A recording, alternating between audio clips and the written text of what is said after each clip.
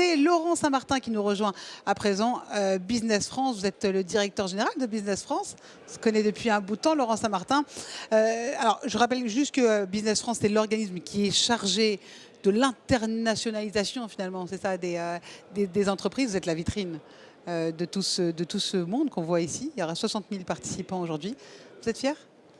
On est d'autant plus fiers que d'abord cet événement Big, c'est devenu l'incontournable des entrepreneurs et qu'effectivement l'international, c'est une brique essentielle du succès des entrepreneurs. Ouais. Donc on est très fiers, on est partenaire à Business France. La Team France Export qu'on a construite avec BPI France et les chambres de commerce, c'est une belle équipe qui va au contact des chefs d'entreprise pour leur parler d'une priorité qui doit vraiment être considérée comme une priorité. C'est l'export, c'est comment est-ce qu'on conquiert des marchés à l'international pour diversifier son risque, pour aller chercher des relais de croissance, des partenariats, des relais de distribution, etc. etc. L'export, l'international, c'est beaucoup plus qu'une simple aventure pour aller chercher de nouveaux clients. C'est vraiment une ouverture culturelle pour son entreprise. Bref, c'est un exercice de transformation. Et c'est d'autant plus amusant que si la fierté, c'est le thème de cette année, l'an dernier, c'était la métamorphose. Et je crois que finalement, l'export, c'est source de fierté quand on réussit. Et c'est une vraie métamorphose. Oui, il y a de quoi être fier. Pour la 4e année consécutive, c'est la France qui est en tête des investissements à l'étranger. Donc j'imagine que ça aussi, ça contribue aussi à vous aider à continuer dans ce travail acharné qu'est l'export. Absolument. L'international, ce sont deux sens d'investissement, de flux. Si la France est plus attractive, elle se donne plus de moyens d'exporter. Vous savez, 30% des exportations françaises sont issues des investissements directs étrangers. Donc plus on est attractif, plus on est en capacité d'exporter.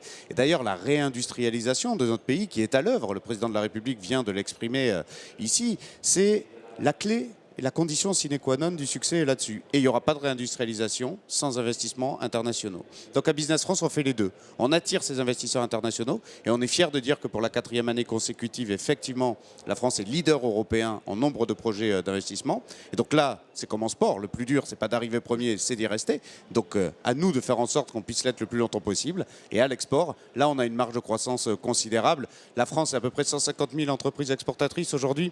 Il faut qu'on franchisse le cap des 200 000 à horizon 2030. Mais comment ça, c'est un bel objectif. C'est un cap absolument, c'est un cap très ambitieux. C'est très ambitieux, c'est même dingue. On va les voir, on va les voir.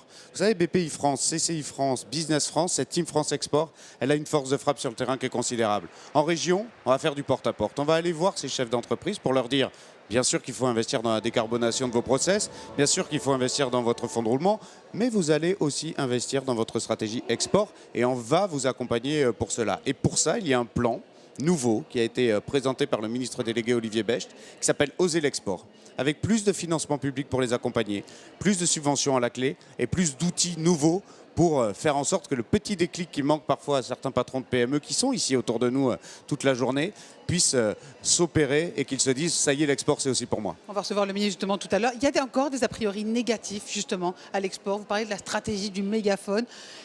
C'est ça, vous luttez contre ces a priori finalement? Oui, il faut militer. C'est pour ça que j'aime bien l'image du mégaphone, c'est que c'est un travail militant, oui. L'export.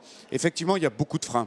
C'est pas pour moi, je suis trop petit, les difficultés réglementaires, fiscales, douanières sont trop complexes à dépasser. Tout ça, il faut. Tout ça, il faut. Une toute petite entreprise peut réussir à l'export et même doit réussir à l'export. Oui, évidemment, quand vous vous aventurez dans un pays, c'est pas le même environnement fiscal ou réglementaire. Ça tombe bien, on est là pour le dérisquer. Et BPI France est là pour le financer. Donc il y a en France une palette d'outils d'accompagnement, public et privé, qui est là pour les faire réussir. Donc ne pas prendre ce risque d'aller à l'export, c'est finalement prendre le plus grand risque pour le chef d'entreprise. Donc il n'y a rien à perdre à tenter l'aventure de l'export. Alors rapidement, on vient de recevoir tout à l'heure Cédric Roussel des Jeux Olympiques qui nous disait que pendant le parcours de la flamme, il va justement aider tout ce tissu économique à se revitaliser. Mais vous avez devancé. Pendant la Coupe du Monde, vous faites carrément dans les villes j'ai envie de dire kiosques Business France. C'est ça justement pour leur dire, voilà, c'est comme le sport, on y va en équipe et on y va. En fait, tous ces grands moments sportifs, culturels qui se passent en France sont des occasions pour connecter du business. Qu'est-ce qui s'est passé pendant la Coupe du Monde de rugby? On est en plein dedans. Il y a des entreprises japonaises qui sont venues voir l'équipe nationale du Japon à Toulouse ou à Nice. Vous avez des Chiliens qui sont venus voir leur équipe avec les Anglais à Lille, etc. etc. Et bien nous, autour des matchs, on a créé des Business France Rugby Club. On a créé de la connexion pour que ces entreprises étrangères connaissent mieux nos territoires et aient envie d'investir chez nous. Donc finalement, on est opportuniste. On utilise ces grands événements mondiaux comme la Coupe du Monde. Les JO l'an prochain sera évidemment un événement planétaire incontournable. Et donc là, à nous d'être malins et d'aller saisir ces opportunités-là pour créer du flux commercial. Laurent Saint-Martin, merci beaucoup, Merci à directeur vous. général de Business France. Merci beaucoup.